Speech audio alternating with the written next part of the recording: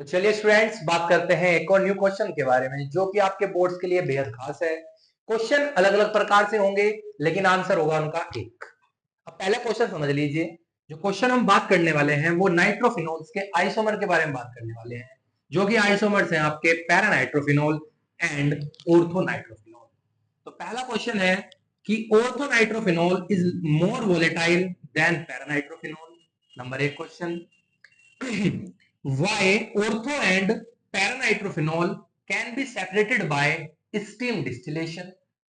Number दूसरा question ये complete हुआ। नंबर तीसरा क्वेश्चन है कि while separating ortho and paranitrophenol which isomers is steam volatile? ये तीन क्वेश्चन है। अब क्वेश्चन को समझ लीजिए। पहला क्वेश्चन बोल रहा है कि ऑर्थो नाइट्रोफिनोल जो है वो पैरानाइट्रोफिनोल से ज्यादा वोलेटाइल है। नंबर दूसरा क्वेश्चन, ऑर्थो और पैरानाइट्रोफिनोल को स्टीम डिस्टिलेशन से आप सेपरेट कैसे कर सकते हैं या क्यों करते हैं। नंबर तीसरा क्वेश्चन कि जब आप ऑर्थो और पैरानाइट्रोफिनोल को स्टीम डिस्टिलेशन से सेपरेट करोगे तो कौन सा एक ऐसा आइसोमर होगा जो स्टीम वोलेटाइल होगा। यह क्वेश्चन पूछे। तो अब आंसर समझ लीजिए। पहला क्वेश्चन का आंसर है जो बोला ortho nitrophenol is more volatile than paranitrophenol. उसका रीजन क्या है कि ऑर्थो नाइट्रोफिनोल के अंदर होता है बेटा इंट्रामोलिकुलर हाइड्रोजन बॉन्डिंग। अब इंट्रामोलिकुलर हाइड्रोजन बॉन्डिंग क्या होती है? वो हाइड्रोजन बॉन्ड जो एक मोलिक्यूल के अंदर ही बनता हो, यानी मोलिक्यूल खुद से खुद में बना ले, उसे बोलते हैं आप इंट्रामोलिकुलर हाइड्रोजन बॉन्डिंग। तो ऑर्थोनाइट्रोफिनोल में होती है आपकी इंट्रामोलिकुलर हाइड्रोजन बॉन्डिंग, जबकि आपके पैरानाइट्रोफिनोल में इंटरमोलिकुलर हाइड्रोजन बॉन्डिंग होती है। इंटरमोलिकुलर बोले तो जब हाइड्रोजन बॉन्ड दो या दो से ज्यादा मोलिक्यूल के बीच में बनता है तो उसे बोलते हैं इंटरमोलिकुलर हाइड्रोजन बॉन्डिंग।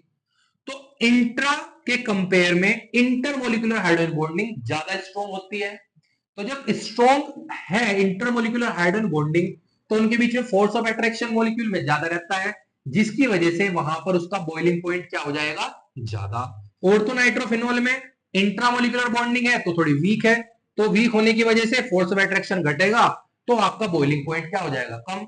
अब जिसका बॉइलिंग पॉइंट कम है वो जल्दी वोलेटाइल हो जाएगा, जिसका बॉइलिंग पॉइंट ज्यादा है वो बाद में वोलेटाइल होगा।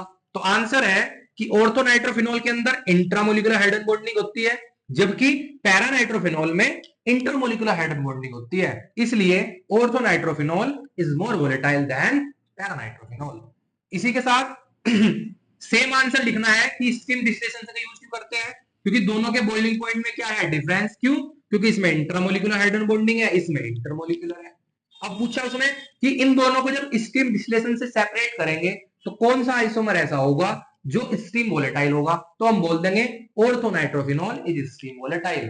क्योंकि इसके अंदर बेटा क्या है? Because orthonitrophenol has intramolecular hydrogen bonding.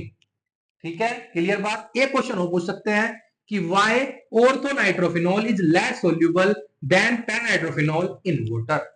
यानी कि ऑर्थोनाइट्रोफिनोल वाटर में कम सोल्यूबल है कंपेयर टू पैरानाइट्रोफिनोल। तो उसका भी आंसर क्या है? Due to intramolecular hydrogen bonding in orthonitrophenol. बात समझ में आती है?